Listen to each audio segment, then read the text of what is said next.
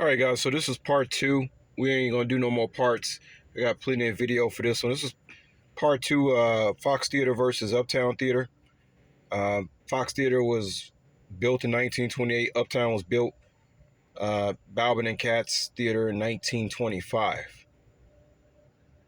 Okay, and I'm not sure when the Chicago Theater was built, but I think it was before the Uptown. And it's kind of ironic too because the Chicago Theater is still standing, but Uptown isn't. It's like, why is that? Well, we know Chicago Theater is downtown. So I'm gonna play this, guys, and then I'm gonna say a few words about my thoughts about reviving the Uptown Theater. All right. So we're just gonna pick up where we left off. New Playhouse, the center of attraction for the city's vast north side. It is figured that 100,000 persons daily will witness and participate in the elaborate program. The Uptown reveals a new grandeur and magnitude among modern motion picture theaters. Erected at a cost of $4 million, it is declared by many to surpass in splendor Balaban and $4 million, guys. I want y'all to think about that. $4 million as we go through the Uptown Theater, see how it looks on it. $4 million.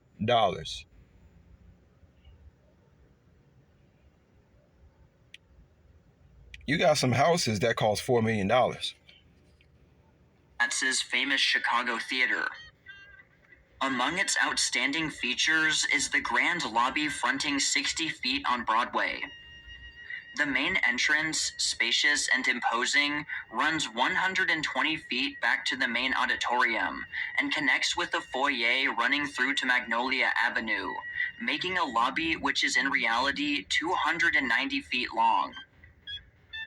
Backstage is a radio broadcasting station connected with station WEBH.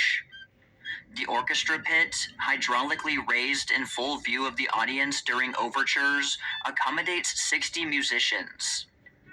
The towers of the entrance. I want you to keep in mind, guys, this is 1925, and you got a hydraulic stage that sits, well, I think part of the stage, not the whole stage, but part of the stage, the front part of the stage, which can fit, I think he said, 30 musicians or 60? I think he said 60. I'm not sure. But raises up and down. This is, guys, keep in mind, this is 1925. Rise to a height equivalent to 8 stories. Unlike other Balaban and Katz theaters, which are executed in French design, the Uptown is Spanish Renaissance architecture. The area covered by the theater, which is L-shaped, is 46,000 square feet. The opening film program, enthusiastically received by the audience, marked the Chicago premiere of the first national production, The Lady Who Lied, featuring Louis Stone, Virginia Valley, and Nita Naldi, and included a Felix cartoon and kinograms and international news. The overture of the Uptown Orchestra under the direction of Nathaniel Finston consisted of Capriccio Italien by Tchaikovsky. Jesse Crawford presided at the console of the Wurlitzer organ. Now we looking at this thing in black and white, guys, and I kind of doing that on purpose because even in black and white, you can see that this theater is stunning in black and white. We ain't even looking at it in color yet. And keep in mind, when we look at it in color, it's gonna be in its demise, like the Titanic at the bottom of the sea, and it still look better than any other theater out there. Under Spanish Skies, a colorful Balaban and Katz stage production presenting scenes, singers, professionals, gypsies, and habanera dancers, was received with hearty approval. The Edgewater Beach Hotel Radio Orchestra proved a special attraction. Newspaper and billboard advertising featuring the slogan, "An Acre of Seats," was started several weeks prior to the opening. Located in one of the most wealthy and most busy districts of Chicago, the Uptown has been viewed by the Businessmen's Association of the vicinity. Okay, so keep in mind, guys, that this is the foyer, the front, when you first walk in, which they still keep very well kept. Keep in mind that this was Duncan's Toy Chest or Duncan's Toy Store in a movie called Home Alone 2. So when you go back, look at the movie Home Alone 2 when he was in Duncan's toy store, know that that's the foyer of the Uptown Theater. As a decided boom to the growth of the community. The gala events scheduled for the balance of the week will culminate with a prosperity parade on Friday, in which more than 300 merchants will enter floats, and in which more than a dozen bands will take part. Balaban Okay, we're gonna. and George L. Rapp have forsaken the French architecture used in the Tivoli, Riviera, and Chicago theaters for the colorful Spanish Renaissance. This is In my opinion, the Spanish Renaissance theater looks a lot better than the French ones. Ingeniously apparent as one observes the colossal pillars that gleam with bright shields and deep, rich efflorescence. It was kind of amazing because I heard something in this. I don't know if we're going to skip over it, but I want to say it just in case we did. I think he said that the curtain that was on the stage, which is a really, really big curtain, guys, it was made of steel and asbestos. And I'm thinking to myself, I wonder is that curtain, I think that curtain is still up there. And it makes me wonder how safe it is to actually like be in that inside, the main auditorium for a certain period of time. The velvet hangings and Spanish shawls, the magnificent mural paintings. It's nothing like this, man. The curved ceilings with their griffins, their heads of laughing kings. This is why people who been to the Uptown Theater, people who are older now, who remember back in the day, they said that when they went into that place, it felt like they was in another world. They said they have dreams about that place, even till today. It was just that stunning on the inside. Behind the charming little windows of Hispaniola that open on the great auditorium, the fanciful heads of Renaissance cupids, and many other subtle touches that... This place was magical, guys. Henceforth, that's why I guess the name is Uptown. It's something straight out of heaven. And you can, I mean, just by looking at this thing in black and white, we can already clearly see that this is a real theater. Not the Fox is more like an auditorium hall. It's like a concert hall. It's an auditorium. This is a theater. Okay, this is what a theater looks like. It's unbelievable. Even in black and white, we ain't even looked at this thing yet. Barring the necessary modern complex, makes the Uptown for all the world a vivid old Spanish castle. The Uptown covers an area of 46,000 square feet.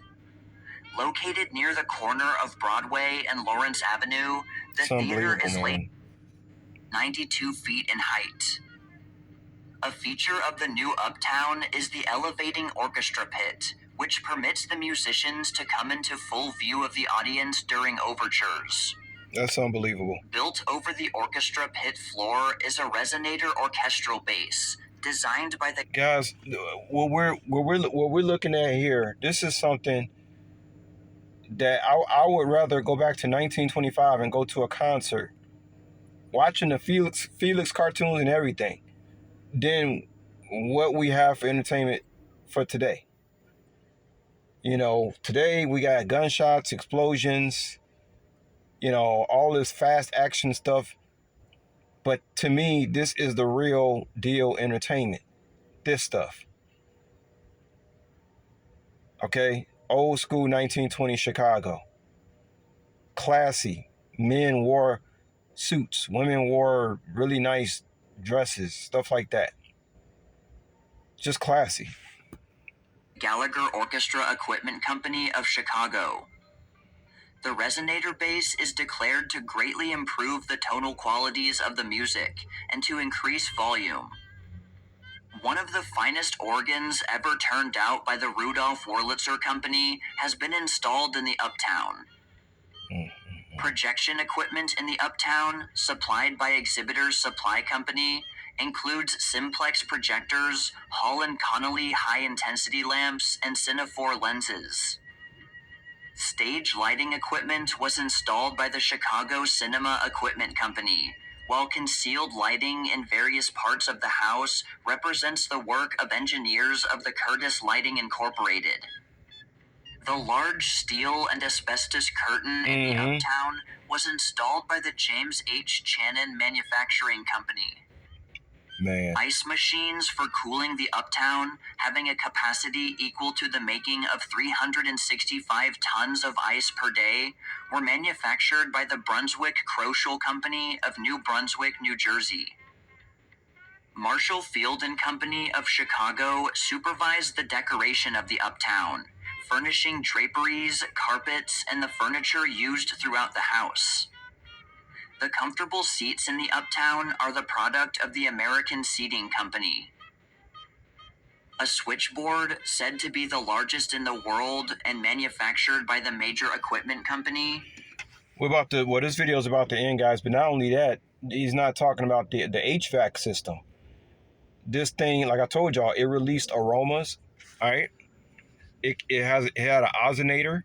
We're talking about 1925. Y'all already heard about the orchestra pit. That was basically a hydraulic elevator. I heard this thing could produce basically like clouds, and that's not even. Remember, guys, we're not even seeing this thing in color. There's so much to talk about that this theater had that you just can't even cover it all. Like I told you, every time I read about this thing, I hear new stuff that I never heard before. And this was 1925. This thing was $4 million. Oh my God, $4 million, guys. $4 million. You got Lamborghinis that are $4 million, man. As you guys can tell, I love history. I love museums. To me, going out on a date is like we're going to a museum, because forget about who you are. Let's go to the museum. Let's learn about some history. That's a date to me. That's fun. Not going. I mean, you go out and dinner and stuff, but that's boring as hell. A movie, whether it's Netflix or you actually going to a movies, or eating out at dinner, going out on a date with with chick. That's not that. No, that's not fun to me. This is the type of stuff I like to do. I like to learn about stuff from the past. I love history, man. Favorite subject in the world is history. So this is about to end, guys, and we're going to look at what Uptown 100-year anniversary celebration. I thought that the guy who filmed it, this was the best, not this one, but the one we about to see. That's the best I've ever seen anybody film inside the theater. Okay? That place, it just gives you this ghostly, ghastly type feeling inside. Even looking at it through the camera, I can only imagine what it'll be like for me if I was to actually go inside of it today. It's breathtaking. It's really breathtaking. But this is about to end right here. We're gonna look at the guy who did the video for the 100-year Uptown celebration. Has been installed in the Uptown. Probably the most auspicious series of events ever staged in connection with the theater opening occurred the week the doors of the Uptown were flung open. An entire week of celebration was staged in the vicinity of the theater, with parades, stunts, exhibitors, and other attractions, drawing thousands from every part of the city to the house. Unbelievable. All right, guys. So let's look at the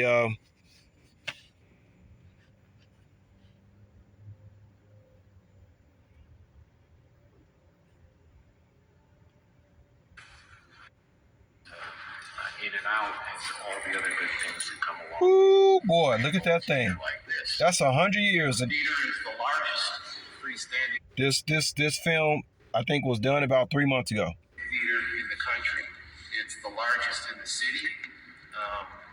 And Look at that. larger Now, actually right there, you guys see why I say this theater is the best theater in the country, and it's closed. The Fox Theater, although it's nice, it's decorative, it's all that.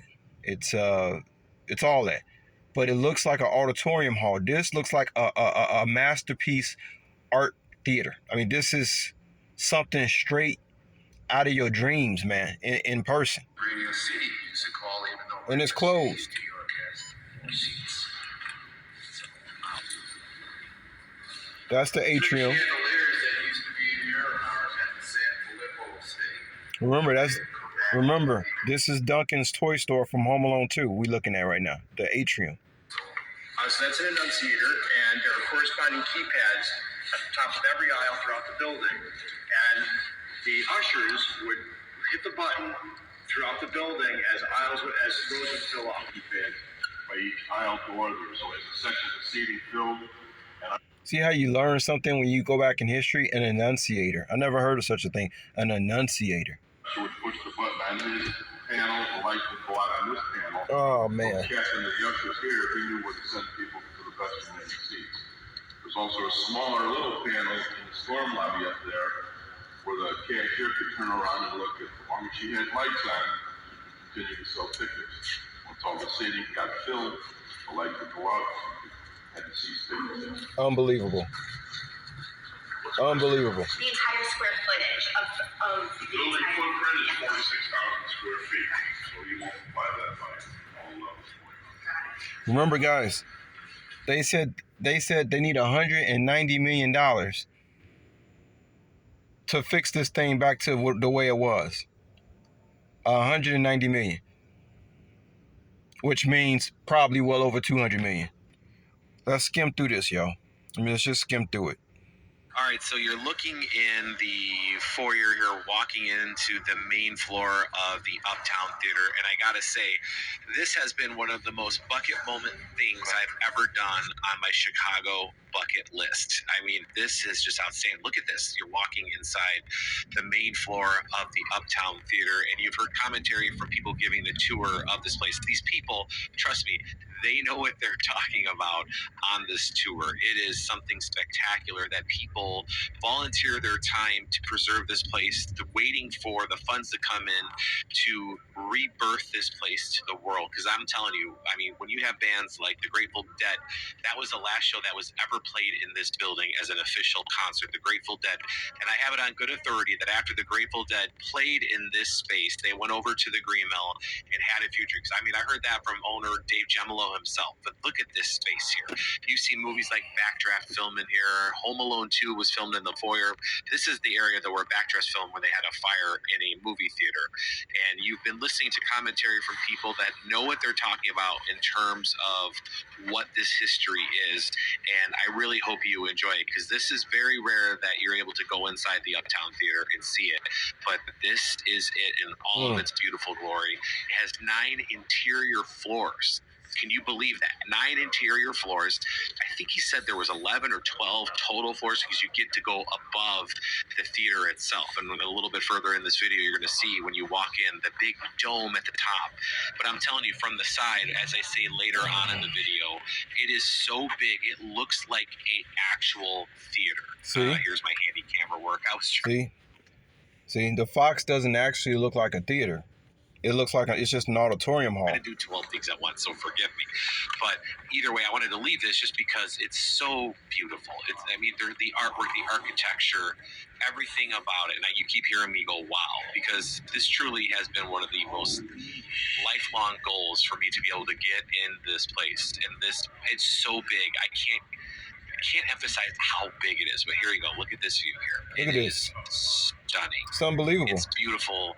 And it's just, you think about the bands that have played here, from Prince to the Bruce Springsteen to the Grateful Dead, and everything in between. This is truly a magical place that I really hope that we figure out how to save and preserve. So enjoy the rest of the video and the commentary and the exploration. You guys gotta understand, like on these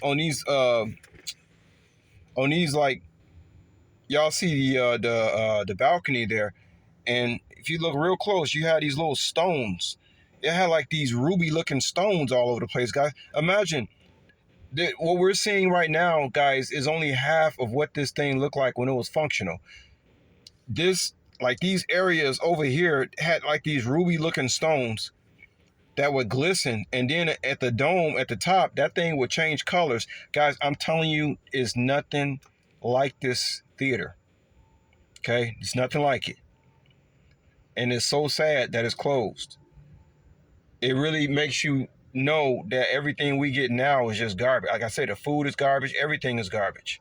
and it's like, I'm not trying to sound like an old, like, you start getting old. You think everything from the old school is better. No, this is just better. Just like a vinyl record, the best sound you can get, quality sound you can get anybody who's a DJ and stuff know that the best sound comes from a vinyl record player with a graphic equalizer. There are certain things from the old school that just cannot be duplicated. It just simply was better. It has nothing to do with you getting just old and bitter. No, it was just better. I mean, you see everything from the HVAC all the way at the top there, looking down on the 9th floor to the bones of the place that you'll see here in a minute, a little behind the scenes. It's truly, it was an honor to be able to do this, and I am super happy that I was able to finally get this video. That's unbelievable. It took a long time, but I hope you enjoy the Uptown Theater here in Chicago in the Uptown neighborhood. So I heard the place was almost completely destroyed with some flood. I think it happened in 81 or maybe a few years after that. But they had to kind of like they went through a lot, guys, just to preserve this thing. They actually had to go through a lot to preserve it. It would have been completely destroyed if they had allowed that flood. I forget what year it was to completely. It would have completely demolished this place. It's a miracle that it's still standing. But 190 million. I want to show y'all one more thing. Just how it looked when he came, and when he came up from the 3rd floor. And then I'm gonna say a few words about it, about the Uptown Theater.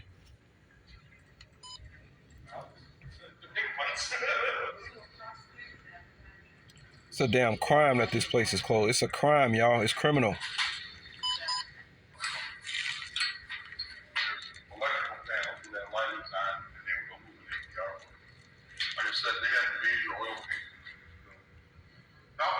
I'll leave the link for this one, y'all. Look at this crate. Look at this. Y'all see that? That's what a real theater looks like, y'all. I'm trying to see when he came. Give me 1 second, y'all. Back in the day, the foyer. And gobbling cats. Like I said, I'll leave a link of this place, guys. I just want to show y'all when he came from the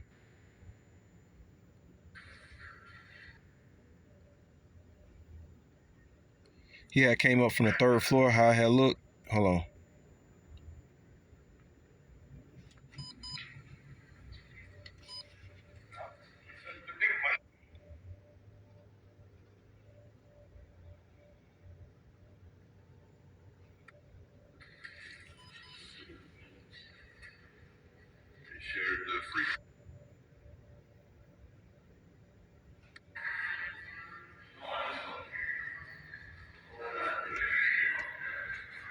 I mean, it's like every square inch of this place is just heaven. It's unbelievable. You can't get it out of your head once you see it.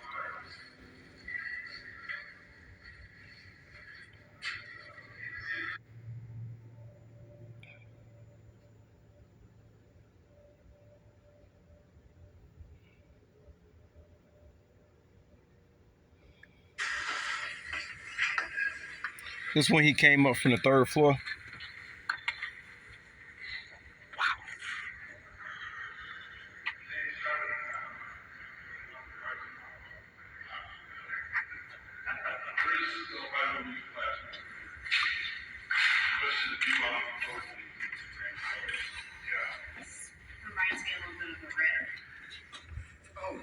Well, now y'all know y'all reality y'all have now is bullshit. I'm sorry to break the news to you. Your reality now is garbage. Going on YouTube, making videos, y'all think that's something.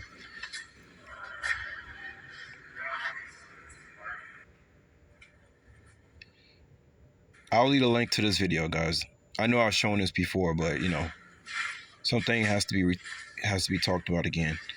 And that's just part of it, guys. Every square inch of this place, you know, is gorgeous. And but just want to say a few words before I close this out. I definitely think Uptown Theater is the best looking theater in the world, even as it's been closed for 40 years. And it's so sad that a place that looked that beautiful is the most beautiful theater palace in all of America.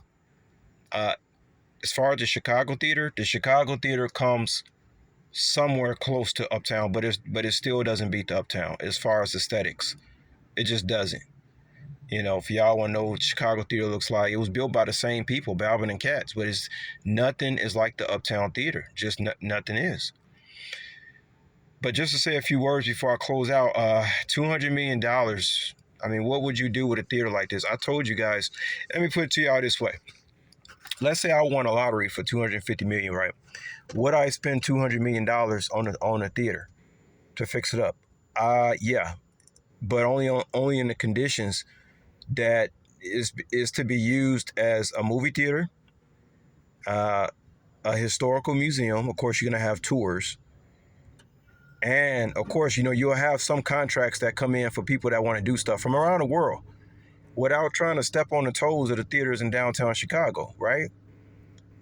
It's you wouldn't. I mean, if I was owned it, I wouldn't be out there sweating people. Hey, come look at my theater. I don't have to step on anybody's toes. They will come to me. So you'll have these, you have these little side contracts. You'll have tours of the place, and it will be used as a movie theater. I wouldn't want any restaurants built in it. I wouldn't want to have any uh, money from other places so they can start telling me what to do. And next thing you know, they want to put a Starbucks inside of it. No, I wouldn't want that. I would want to preserve it exactly as how it is, and so that everybody around the world can come in and see it, whether they're watching the movie, going on a tour of it, as well as the contracts that's going to come in from possibly musicians, producers, movie producers, all kind of stuff like that. And I told you guys, it will probably only make between $1 and $3 million a year initially.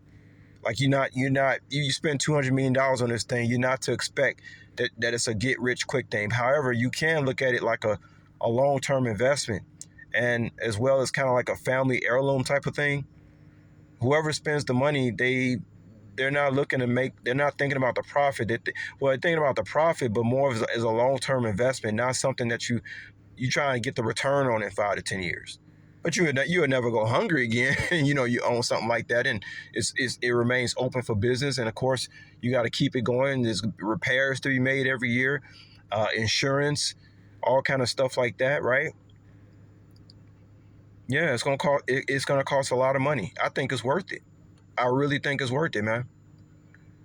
I mean, they still got Wrigley Field up, so why not? Resurrect Uptown Theater. But yeah, if I won a lottery, 250 mil, would I spend 200 Uptown? Yeah. Now the thing is, I wonder is the owner would the owner really be serious about selling it? Because for some strange reason, I get the feeling that the owner would only want to let you be part owner of it. And see that I couldn't be in agreement with that because, well, I mean, it's like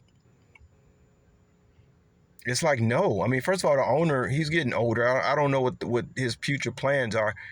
But I could imagine if somebody came in and did all that, spent all that money, the owner probably would not want to sell it to you for full ownership. It would probably, but then it wouldn't be fair because it's like, well, if somebody come in and spend all that money, it's like, give it up, man. You know what I mean?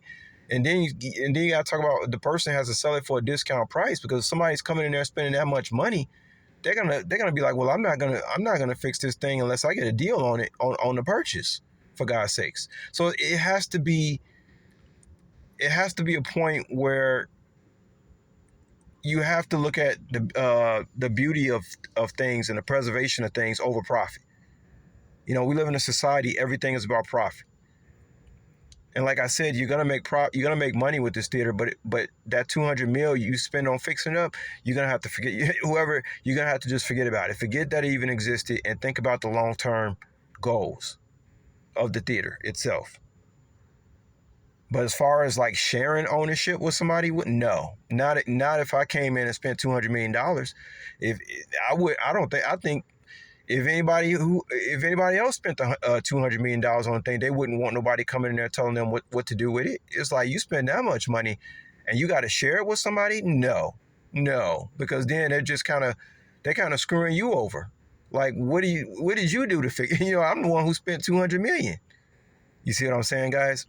So I know it's a lot of legalities associated with this theater, even though ain't nobody dropped the dollars yet, which is just stupid.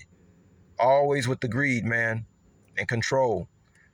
You see, because people will be fighting over it. Somebody come in with 200 million, there will be people fussing and fighting. I guarantee you. But what about the person who spent the 200 million? You see what I'm saying?